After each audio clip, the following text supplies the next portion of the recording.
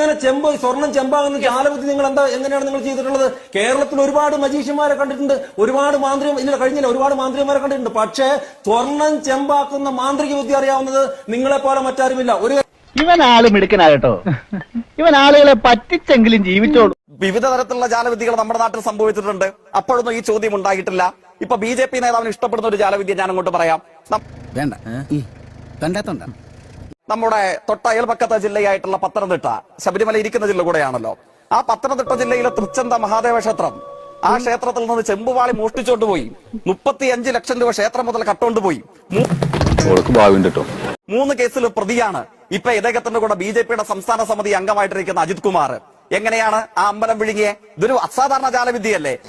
നമ്മൾ കഞ്ഞികളാണെന്നാണോ പറഞ്ഞതിന്റെ സൂചന? ആണോ? അല്ല, അങ്ങനെ പറയണമെങ്കിൽ നമ്മളെ പൂർവ്വകാല ചരിത്രമൊക്കെ മൂപ്പര് അറിയണ്ടേ?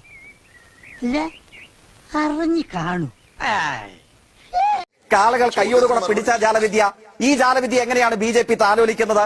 ഇതേപോലെ തന്നെ വരുമാനമുള്ള മധ്യ കേരളത്തിലെ മറ്റൊരു ക്ഷേത്രം ഉണ്ടല്ലോ. ഞാൻ ക്ഷേത്രത്തിന്റെ പേരൊന്നും പറയുന്നില്ല. അത് അടിസ്ഥാനമില്ലാത്ത ആരോപണം ഉന്നയിക്കരുത്. എന്തത് വായിൽ നാവണ്ടോന്ന് നോക്കിയതാ. ഇത്രയൊക്കെ കേട്ടിട്ട് ഒരു അക്ഷരം മിണ്ടണോ? അതിൽ തന്നെ സംഘപരിവാർ ആഭിമുഖ്യമുള്ള നിരവധി ആളുകൾ നേതൃത്വം നൽകുന്ന ദേവസ്വമുണ്ടല്ലോ. വല്ല വരുമാനമുള്ള ക്ഷേത്രത്തിലെ ഒരു ദേവസ്വത്തിന്റെ സമ്പൂർണമായ സ്വത്തിപ്പ് വിൽക്കാൻ വേണ്ടി തയ്യാറെടുക്കുകയാണ് കടക്കണിയിലായിട്ട്. 127ഓളം സെന്റ് വരുന്ന തൃശൂർ നഗരത്തിലെ ഭൂമി, കല്യാണ മണ്ഡപം അടക്കമുള്ള ഭൂമി വിൽക്കാൻ വേണ്ടി ഒരു ദേവസ്വം തയ്യാറെടുക്കുകയാണ്. ആരാണ് ആ ദേവസ്വത്തിന്റെ നേതൃത്വം? നമുക്കെല്ലാവർക്കും അറിയാമല്ലോ.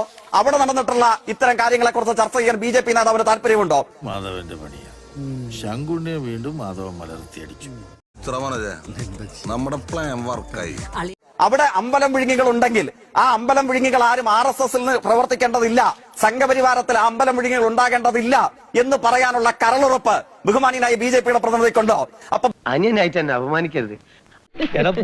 അതിനോട് വേണ്ടില്ലായിരുന്നു കേട്ടോ. ഇനി കിടക്കുന്നല്ലേ ഉള്ള അപ്പൊ BJP നേതൃത്വം നൽകി BJPക്കാർ തന്നെ നടത്തുന്ന അമ്പലം വിഴുങ്ങികളുടെ അനുഭവങ്ങൾക്ക് പത്തനംതിട്ട തൃച്ചന്ത മഹാദേവ ക്ഷേത്രം മുതൽ തൃശൂർ നഗരത്തിലെ മലയാളികളുടെ അഭിമാനമായ ക്ഷേത്രം വരെ ഉദാഹരണങ്ങളാണ്. റോട്ടിൽ കൂടെ പോണ എണിയൊക്കെ പിടിക്കണത് നാട്ടുകാരെ കൊണ്ട് പറയിപ്പിക്കാൻ വേണ്ടി. അപ്പൊ അമ്പലം വിഴുങ്ങികളെ BJP നേതാക്കന്മാരായി അരിയിട്ട് വാഴിക്കുന്നതിന് പകരം അവരെ നടപടിയും കേസും തെളിവും പിടിക്കപ്പെടുന്ന ഘട്ടത്തിലെങ്കിലും അവരെ പുറത്താക്കാൻ BJP അന്തസ് കാണിക്കണം. കണ്ടക ശനി കൊണ്ടേ പോകൂ. അത് കണ്ടപ്പോഴേ മനസ്സിലായി.